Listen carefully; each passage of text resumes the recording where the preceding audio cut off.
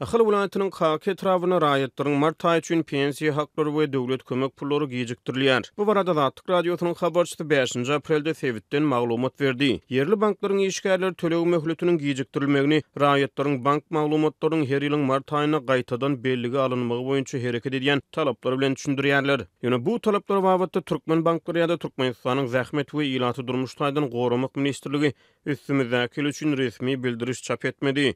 Zatlyk radiosynyň habarçysy Kaki etrawyna pensiýa we döwlet kömek pullarynyň төлewleriniň 15 aprel üçin geçirilmegine garaşlýanyny habar berýär. Bank төлewleriniň gijikdirilmegi şol bir wagtda bu ýagdaýyň fonuny emele gelen maglumat boşlugy we gümürtüklük ýylat arasyny başagaýlyga ýol açýar. 4 gün geçti. Pensiya hakları ve döwlet kömek pullary henüzem bank kartlarymyza geçirilmedi. Diýip Kaki etrawynyň olan bir näçe ýaşaýjy Zatlyk radiosynyň habarçysy bilen gurulmuşlukda aýtdy.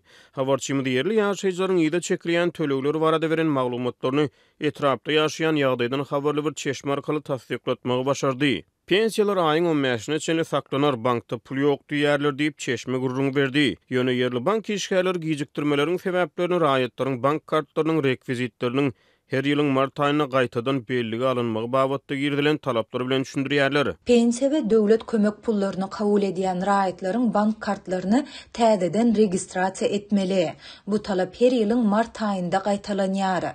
Adamlar pasportlaryny eltip täzeden hasaba durmaly. Şondan soň mart aýy üçin төлewler üstümizdäki aýyň 15-ne çenli geçirilýär. Diýip bir bank işgär aýdýar.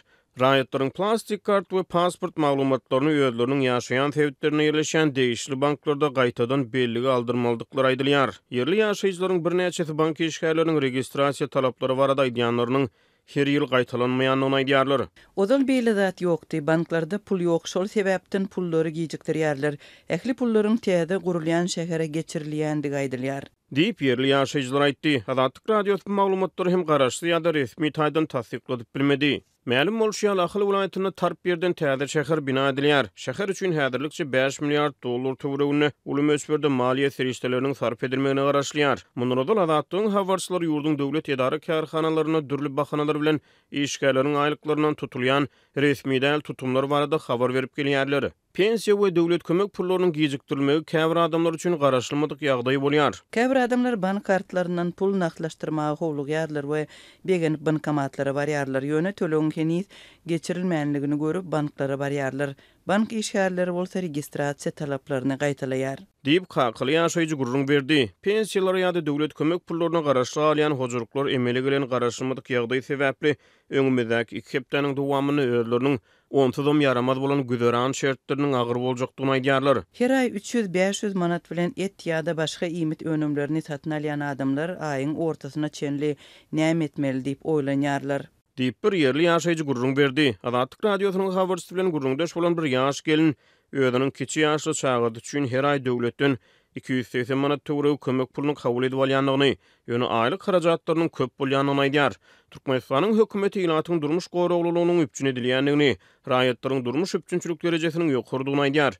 Ýöne Türkmenistanyň näçe mil bäri dowam edýän ykdysady kynçylyklar, bazarlarda kymmatçylyk valyutanyň alys-çalys narhynyň resmi kursyň 5-6 hesse ýokary saklanmagy, raýatlaryň aýlyk girdijileriniň bazar sebedine gawat gelmedligi, resmi derejede tasdik edilmeýän giň ýaran işçilik we garyplygyň derejesiniň ýokurlanmagy, ýurtda esasan gowşak gatlygyň durmuş şertlerini we güzöran aladalaryny agyrlaşdyrýar. Türkmenistanyň hökmany pensiýa ýaşandyrmasyna gatnaşygy 5 ýyldan az bolmadyk 62 ýaşy dolan erkek adamlaryň we 57 ýaşy dolan aýal maşgalalaryň ýaşy boýunça pensiýa almagy hukugy bardyr.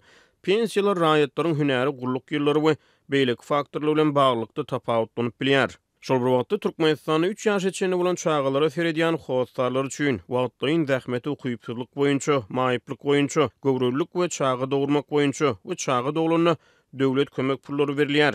Türkmenistanyň pensiýanyň iň pes möçberini kesiplemek üçin biniatlyk ullugy 450 manat möçberini, döwlet kömek pulunyň iň pes möçberini kesiplemek üçin biniatlyk ullugy 430 manat möçberini kesiplenýär. 2023-nji ýylyň 1-nji ýanwaryna Türkmenistanyň iň pes aýlyk 1160 manat möçberini belenildi.